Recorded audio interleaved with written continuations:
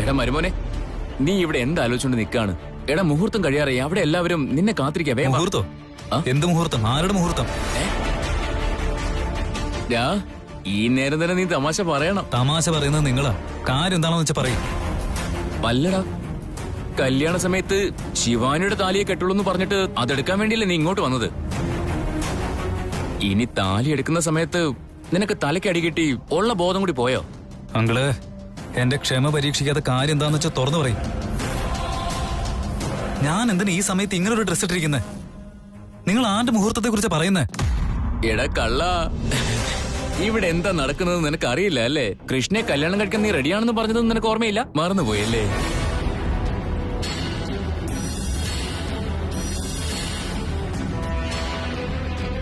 അല്ല, വേറെ താലിയെ വേണ്ട, ശിവാനിക്ക് കിട്ടിയ താലി തന്നെ മതിയെന്ന് പറഞ്ഞ് ഇവിടെ വന്നിട്ട് നീ എന്താ തമാശ പറഞ്ഞ് നിക്ക? എന്തൊക്കെ നിങ്ങൾ പറയുന്നേ? എനിക്കൊന്നും മനസ്സിലാവുന്നില്ലല്ലോ. ഇവന് തലയ്ക്ക് അടി കിട്ടുന്ന തോന്നുന്നത്, അതാ ഇങ്ങനെ പെരുമാറുന്നത്. എന്താ സംഭവിച്ചെന്ന് അറിയണോ നിനക്ക്? എന്റെ ജീവിതം പഴയതുപോലെ ആവണം, ചിരിച്ചു കളിച്ച് നടക്കണമെന്ന് കരുതി കല്യാണം കഴിക്കാൻ പറയുന്നുണ്ട്. നിങ്ങൾക്ക് എല്ലാവർക്കും സന്തോഷം കിട്ടുമെന്നാണെങ്കിലേ നിങ്ങളുടെ ഇഷ്ടം പോലെ തന്നെ ഞാൻ ഒരു കല്യാണം കഴിക്കാം.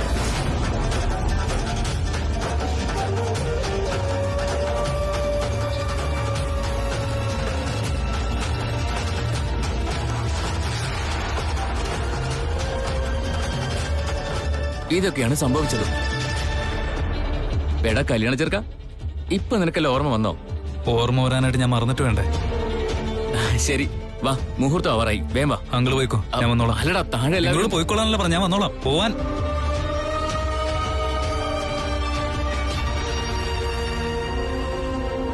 ഞാൻ ശിവാനിയെ മറന്ന് മറ്റൊരു കല്യാണത്തിന് സമ്മതം മൊഴിയെന്നോ?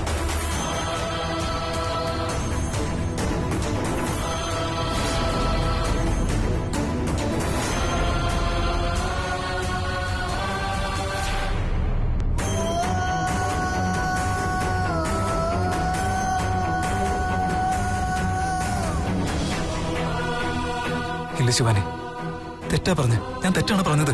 എന്നോട് ക്ഷമിക്ക് ശിവാനി.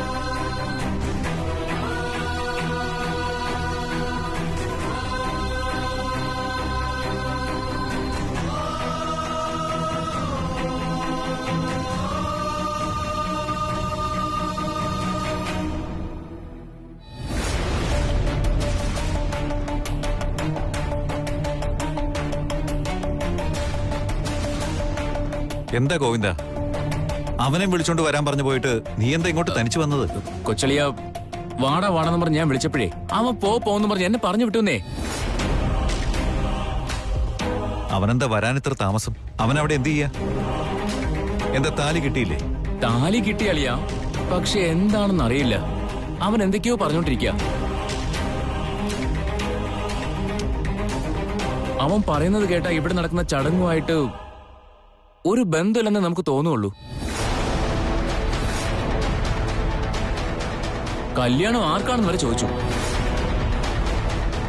ഞാൻ എന്തിനാ ഇവിടെ നിൽക്കുന്നത്, ഞാൻ എന്തിനാ ഈ ഡ്രസ് ഇട്ടോണ്ട് നിൽക്കുന്നത് എന്നൊക്കെ ചോദിക്കുക.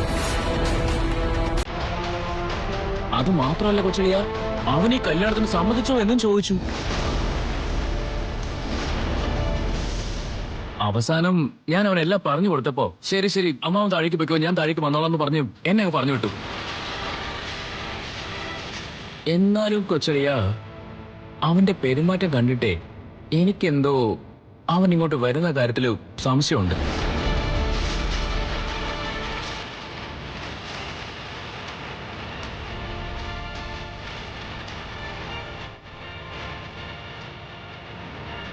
തൃശൂൽ,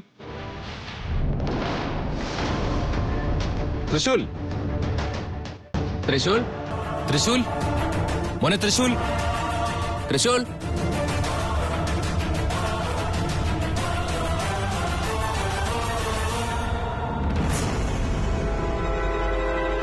ഇവിടെ ഒരു കത്തിരിപ്പുണ്ടല്ലോ.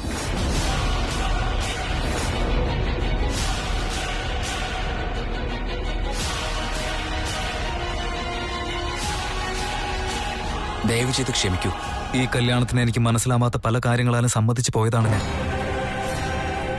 എന്നാൽ എന്റെ ജീവിതത്തിൽ ശിവാനി മാത്രമായിരിക്കും എന്നും എന്റെ ഭാര്യ.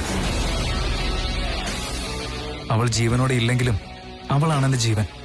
അവൾ എന്റെ കൂടെ ഇല്ലാതിരിക്കാം, എന്നാൽ ഞാൻ അവളുടെ കൂടെ ഉണ്ടായിരിക്കും. എന്റെ ഹൃദയത്തിലെ ഓരോരോ മിടിപ്പുകളും ശിവാനിയായിരിക്കും. എന്റെ ശിവാനിയുടെ സ്ഥാനത്തേക്ക് മറ്റാരെയും കയറ്റാൻ എനിക്ക് സാധിക്കില്ല.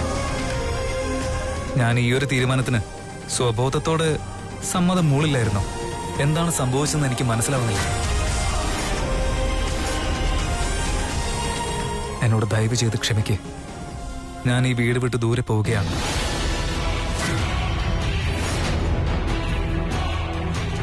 ഒരു കാരണവശാലും എന്നെ തേടി വരരുത്. എന്റെ വിഷമങ്ങൾ മാറുമ്പോൾ ഞാൻ തന്നെ സ്വയം തിരിച്ചു വരാം. നിങ്ങളുടെ സ്വന്തം തൃശൂൽ.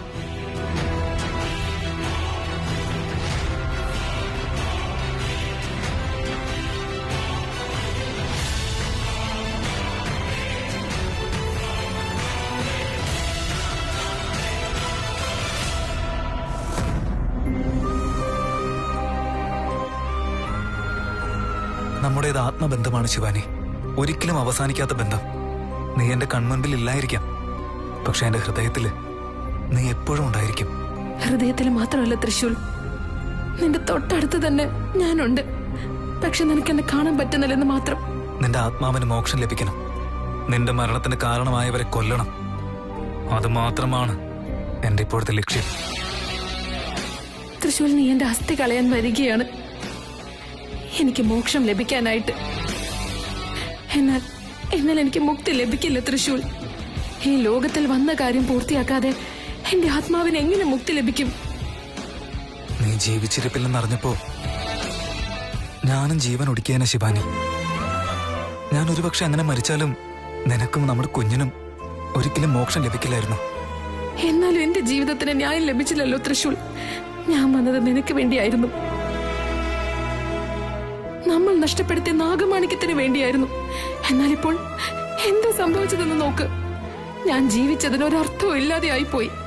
വീണ്ടും മറ്റെവിടെയോ പുതിയൊരു ജന്മം, വീണ്ടും പോരാട്ടം. നമ്മുടെ പോരാട്ടം അവസാനിക്കില്ല ശിവാനി.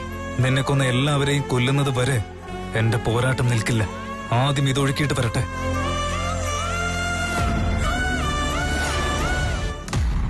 തൃശൂൽ, ഇപ്പോൾ നീ എന്നെ നോക്കാതിരുന്നെങ്കിലും ഞാൻ നിന്നെ നോക്കുന്നുണ്ട്. ആസ്തി ഒഴുക്കി കഴിഞ്ഞാ പിന്നെ നിന്നെ കാണാനുള്ള അവസരവും എനിക്ക് നഷ്ടമാകും. അതിനെക്കുറിച്ച് എനിക്ക് ആലോചിക്കാൻ പോലും പറ്റുന്നില്ല തൃശൂൽ. ഇല്ല, ഞാൻ പോകുന്നു തൃശൂൽ, പോവുകയാണ്. മറ്റൊരു ജന്മത്തിൽ മറ്റൊരാളായിട്ട് നിന്നെ ഞാൻ കാണാൻ വരും. ഞാൻ പോയി വരാം തൃശൂൽ, ഞാൻ പോയിട്ട് വരാം.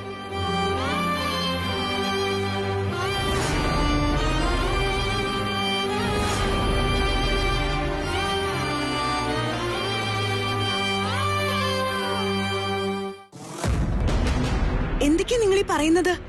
അതെ മധു, തൃശൂൽ എങ്ങോട്ടേക്ക് പോയി? സത്യമാണ് മധു. താലി കെട്ടാൻ മുഹൂർത്തം ആയപ്പോഴേക്കും തൃശൂല് പറഞ്ഞു ശിവാനിക്ക് കെട്ടി താലി തന്നെ ഇവൾക്കും കെട്ടാമെന്ന്. എന്നിട്ട് താലി എടുക്കാൻ മുറിയിലേക്ക് പോയതാ. കാണാതായപ്പോ എല്ലാരും പോയി മുറിയിൽ നോക്കിയപ്പോ ഒരു കത്ത് എഴുതി വെച്ചിട്ട് എങ്ങോട്ട് പോയിരിക്കുന്നു. എന്താണ് അതിൽ എഴുതിയിരുന്നത്? അവൻ അറിയാതെ സംഭവിച്ചു പോയൊരു തെറ്റാണെന്നും ശിവാനി അല്ലാതെ മറ്റൊരു പെണ്ണവന്റെ ജീവിതത്തിൽ ഇല്ലെന്നും എല്ലാവരും ക്ഷമിക്കണമെന്നും. ദൈവമേ, എന്റെ വിശ്വാസം തെറ്റിയില്ല. ഞാൻ പൂജിക്കുന്ന ദൈവം എന്നെ കൈവിട്ടില്ല. അവൻ എന്റെ മകനാ, ഞാൻ വളർത്തിയ മകൻ. അവൻ ഏതോ ശപിക്കപ്പെട്ട നിമിഷത്തിലാണ് അവളെ കല്യാണം കഴിക്കാമെന്ന് സമ്മതിച്ചത്. അവനത് മനസ്സാലെ പറഞ്ഞതല്ല. ഞാൻ അവന് സ്നേഹം മാത്രമല്ല കൊടുത്തിട്ടുള്ളത്, അവന് നല്ല സംസ്കാരവും പറഞ്ഞു കൊടുത്തിട്ടുണ്ട്. എന്റെ മകനവൻ. സ്വന്തം ഭാര്യ മരിച്ച ഒരാഴ്ചക്കകം മറ്റൊരു കല്യാണം കഴിക്കാൻ അവന് ഒരിക്കലും കഴിയില്ല. നീ പറയുന്നതാണ് മധു സത്യം. അവൻ നമ്മുടെ മകൻ തന്നെ. അവൻ വേറെ വയറ്റിലാ ജനിച്ചതെങ്കിലും അവനെ വളർത്തിയത് നമ്മളല്ലേ? അല്ല മധു, അവൻ നമ്മുടെ മകനാണ്. നിന്റെ വയറ്റിൽ ജനിച്ച മകൻ. അതൊക്കെ ഇപ്പൊ പറഞ്ഞ നീ ഇനിയും വിഷമിക്കും. എല്ലാം ശരിയാവട്ടെ, ഞാൻ പിന്നെ പറയാം. എന്റെ മകനിപ്പോ എവിടെയാണോ? അവൻ എന്ത് ചെയ്യാണോ?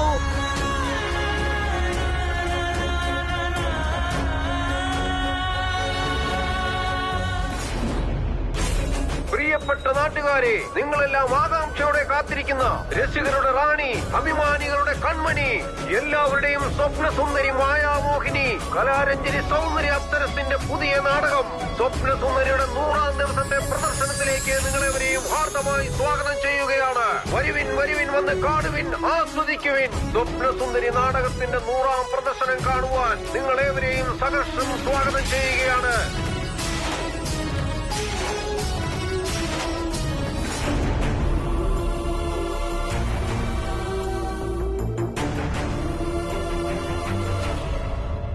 സ്വപ്നസുന്ദരി നാടകത്തിന്റെ 100ാം പ്രദർശനം കാണുവാൻ നിങ്ങളേവരെയും സഹർഷം സ്വാഗതം ചെയ്യുകയാണ്. സ്വപ്നസുന്ദരി കാണൂ, ആസ്വദിക്കൂ.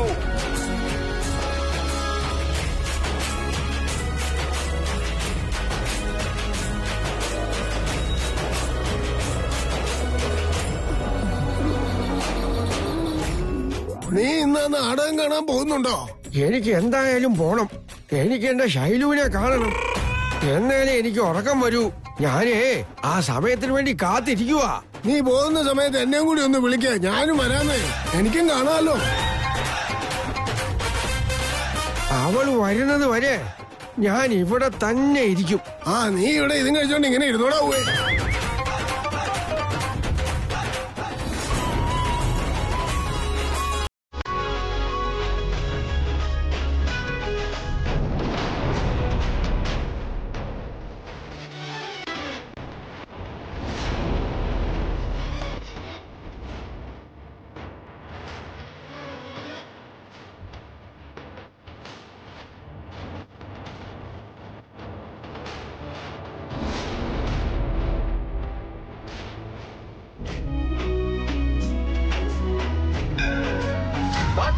മറക്കരുത്, മറന്നിട്ട് നിരാശരാകാതിരിക്കൂ.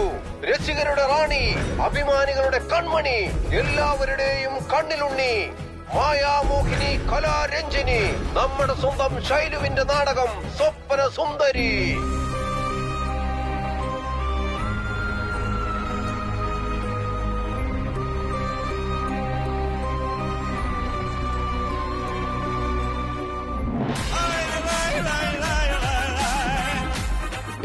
ഈ ഏരിയയുടെ നേതാവ് ഞാനാണ് അവളെ വരവേൽക്കേണ്ടത്. ഞാൻ മാലയിട്ടതിന് ശേഷം നിങ്ങൾ ഇട്ടാ മതി.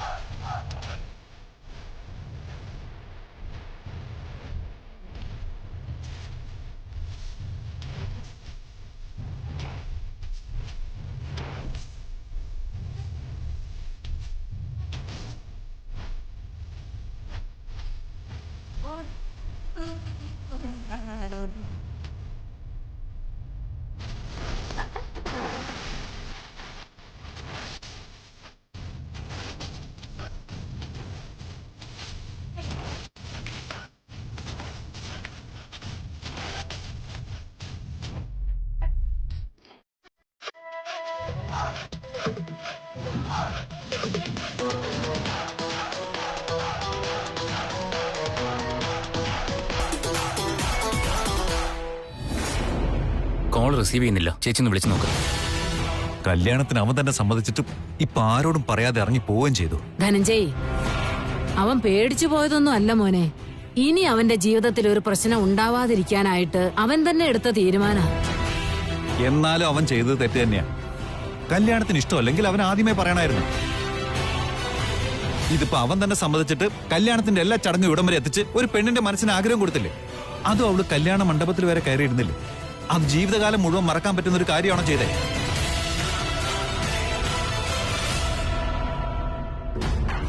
കൃഷ്ണേ, നീ ഒന്ന് സമാധാനിക്കുമോളെ. കല്യാണത്തിന് മുമ്പല്ലേ അവ ഇറങ്ങിപ്പോയത്. കല്യാണത്തിന് ശേഷമായിരുന്നെങ്കിലോ? നീ ഒന്ന് ആലോചിച്ച് നോക്കിയ മോളെ. ദാക്ഷായണി, ഇവിടെ ഒന്ന് സമാധാനിപ്പിക്ക. ഗോവിന്ദ, വാ.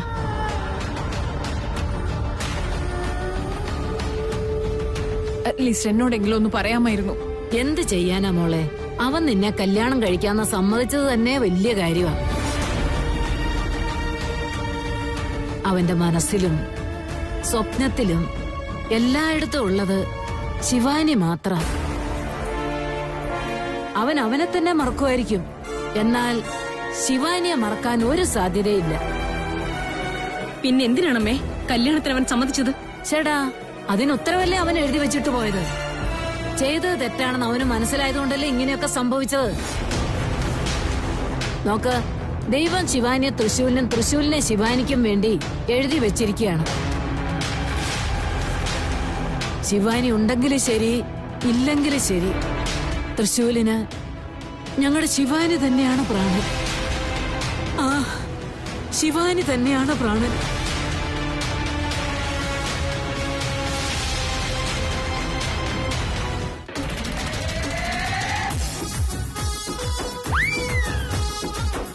ശൈലു, നീ ഞങ്ങളുടെ നാട്ടിൽ വന്നത് ഞങ്ങളുടെ പുണ്യമാണ്.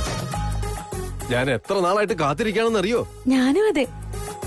നിങ്ങളെ എല്ലാം എപ്പോഴാ ഒന്ന് കാണുക, എപ്പോഴാ നിങ്ങളുടെ മുന്നിൽ നാടകം കളിക്കാന്ന് കാത്തിരിക്കുകയായിരുന്നു ഞാൻ.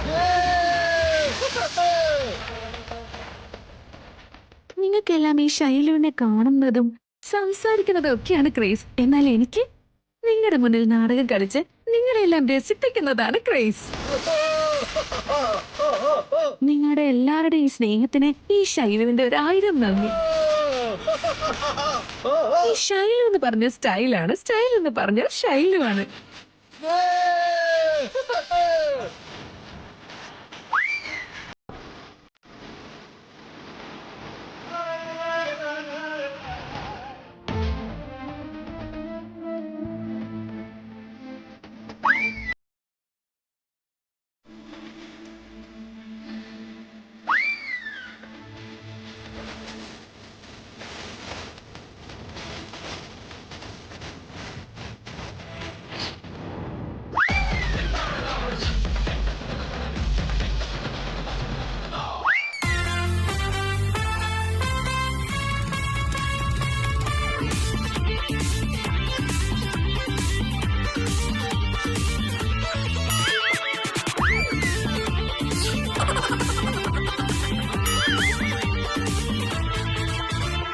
സതിരുമായി വരികയായി പറവകൾ ഇതിലേ നുരയുമീ തിരതൊടും ചെറുവിരൽ കുളിരായി പതിയെ പതിയെ ഇവിടെ പടരുമീ കാറ്റിനുന്മാദമായി. ഓ ദും തനകതും തകതും താ, ദും തനകതും തകതും താ, ദും തനകതും തകതും തകതിനിത.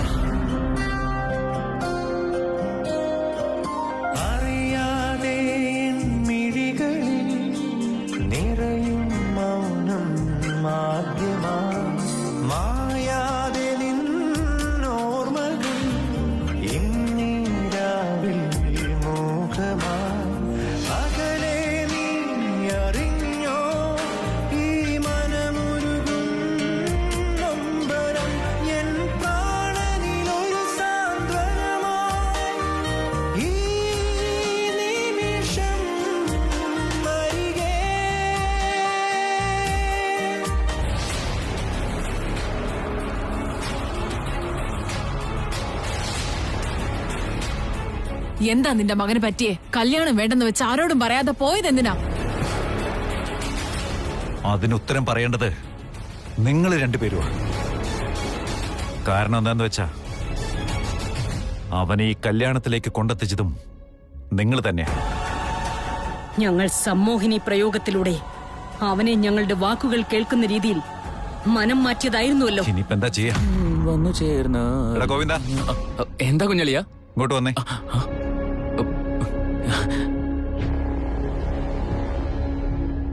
തൃശൂലിന്റെ മുറിയിലേക്ക് പോയത് നീയല്ലേ? നീ അവിടെ പോയ സമയത്ത് അവൻ അവിടെ എന്തെടുക്കായിരുന്നു? ആ കുഞ്ഞളിയാ, അവൻ അവന്റെ കയ്യില് ശിവാനിയുടെ അസ്ഥി വെച്ചിരുന്ന കലം പിടിച്ചിരിക്കുകയായിരുന്നു.